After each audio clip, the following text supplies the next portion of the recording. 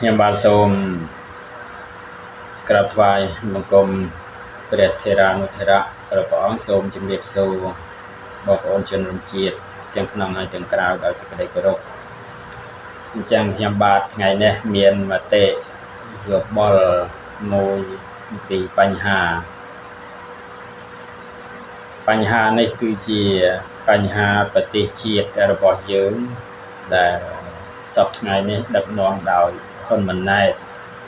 គេថាយុរដ្ឋមន្ត្រីឡើងតាមជើងខោហ្នឹងហើយយុរដ្ឋមន្ត្រីឡើងតាមជើងខោនេះបងប្អូនដឹងហើយគឺឡើងមិនមែនឡើងដោះស្រាយបញ្ហាប្រទេសជាតិនោះទេហើយឡើងនេះក៏មិនមែនឡើងដោះស្រាយបញ្ហាប្រជាពលរដ្ឋបងប្អូននោះដែរឡើងនេះក៏មិនមែនឡើងដោះស្រាយ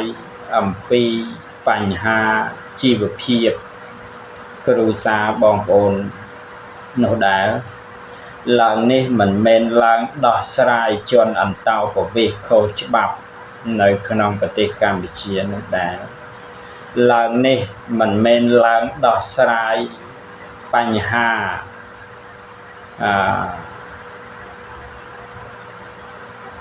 ជនអន្តោប្រវេសន៍ដែលមកធ្វើ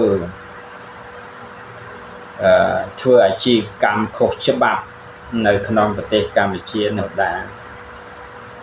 ឡើងនេះគឺឡើងមកដោះស្រាយបងប្អូន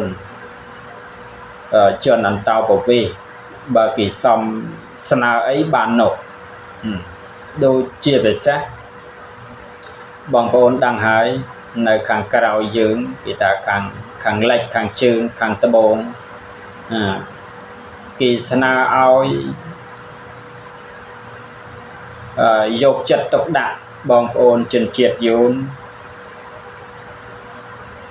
នាយករដ្ឋមន្ត្រីឡើងចាំជើងខោហ្នឹងធ្វើតាមគេទាំងឪទាំងកូន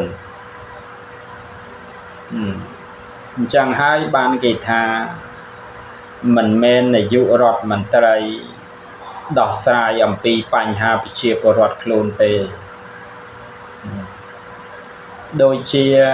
គណៈបកប្រឆាំងរំលាយគេចោលហើយអតីតតាំងពីឆ្នាំ2013រហូតដល់2017អាសនៈ55អាសនៈមេឃុំប្រមាណជាង 5000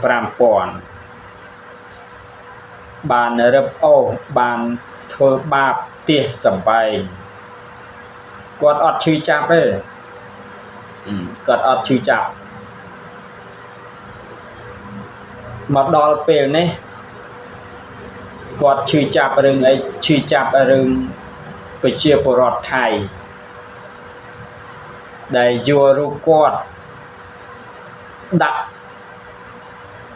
កន្លែងគេហៅថាកន្លែងរកស៊ីបាញ់គេថាផ្ទាំងស៊ីបបាញ់រូបគាត់មិនសប្បាយចិត្តគាត់ខឹង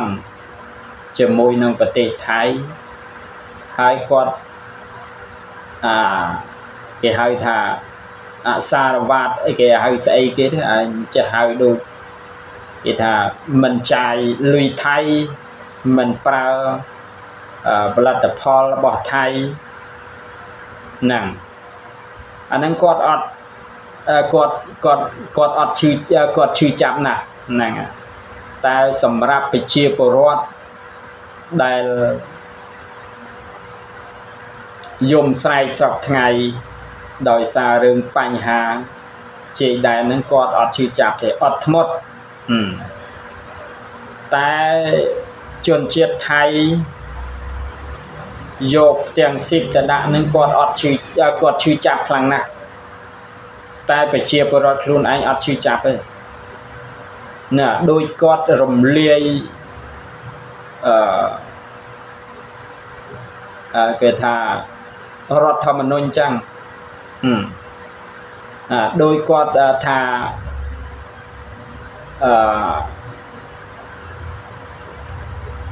កិច្ចព្រមព្រៀងសន្តិភាពទីក្រុងប៉ារីស$23ហ្នឹង ឆ្នាំ1991គាត់ថាស្លាប់ណាហើយតារាចម្រៀងគេមកធ្វើសេចក្តីអូគេមកថាអូអន់ចិត្តណាស់អូមកធ្វើបាបរដ្ឋាភិបាលតកូលហ៊ុនប្រធានសភាណាឈឺចាប់តែប្រជាពលរដ្ឋខ្លួនឯងហ្នឹងយំស្រែករាល់ថ្ងៃអត់ឈឺចាប់ទេរឿងដីរឿងធ្លីរឿងអីសពគ្រប់បែបយ៉ាងនេះរឿងបញ្ហាដូចជាថ្មីហ្នឹងអេដាមអ៊ុំសំអានគាត់បានថាសហរដ្ឋអាមេរិកបានធ្វើច្បាប់ប្រកាសរបបតកូលហ៊ុនហ្នឹងណាមើលអាហ្នឹងអញ្ចឹងចាប់ផ្ដើមរឿងអំពើពុករលួយរឿងហ្គេមអនឡាញហើយជនជាតិកូរ៉េគេចាប់ធ្វើបាបធ្វើអីស្លាប់ណែគេប្រតិកម្មមកពីប្រទេសកូរ៉េរកដំណោះស្រាយឲ្យគេឲ្យបានសមរម្យផងហើយដូចជាបងប្អូនពលករនៅប្រទេស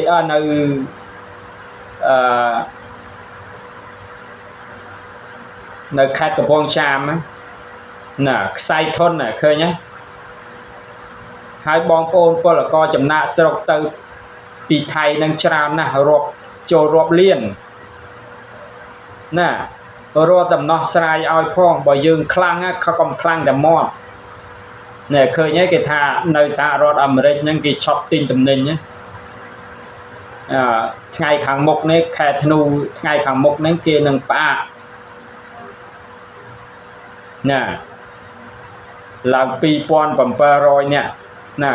មិនតិចណាស់យើងយកមក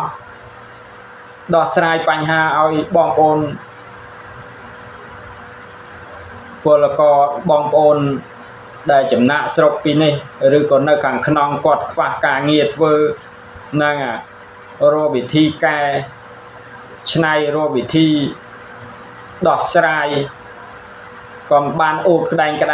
ដូចហេងសួរអ៊ូតក្តែងអូសិតតែ99មិនខ្វះទេការងារណាបើដល់បងប្អូនចំណាក់ស្រុកត្រឡប់ទៅវិញហ្នឹងភ័យស្លន់ស្លោគេឲ្យដោះស្រាយពីបញ្ហាចំនួនព្រំដែនហ្នឹងអត់ដោះស្រាយទេយើងមិនចង់ឲ្យមានការឆ្លោះប្រកែកគ្នាទេភូមិផងរបងជាមួយយើងរកវិធីដោះស្រាយយុវរដ្ឋមន្ត្រីតាំងពីឪរហូតដល់កូនដោះស្រាយប៉ុណ្ណឹងបានធ្វើទៅអីចុះចេញពីតំណែងទៅឲ្យអ្នកផ្សេងធ្វើទៅអ្នកផ្សេងធ្វើមិនកាត់ចុះចេញពីតំណែងទៀតទៅអាហ្នឹងបានល្អគេថារដ្ឋាភិបាលស្ដាប់ប្រជាពលរដ្ឋខ្លួនគ្រាន់តែប្រជាពលរដ្ឋធ្វើបាតកម្មក៏មិនអោយធ្វើស្អីក៏មិនអោយធ្វើសម្ដែងមតិអីក៏មិនអោយ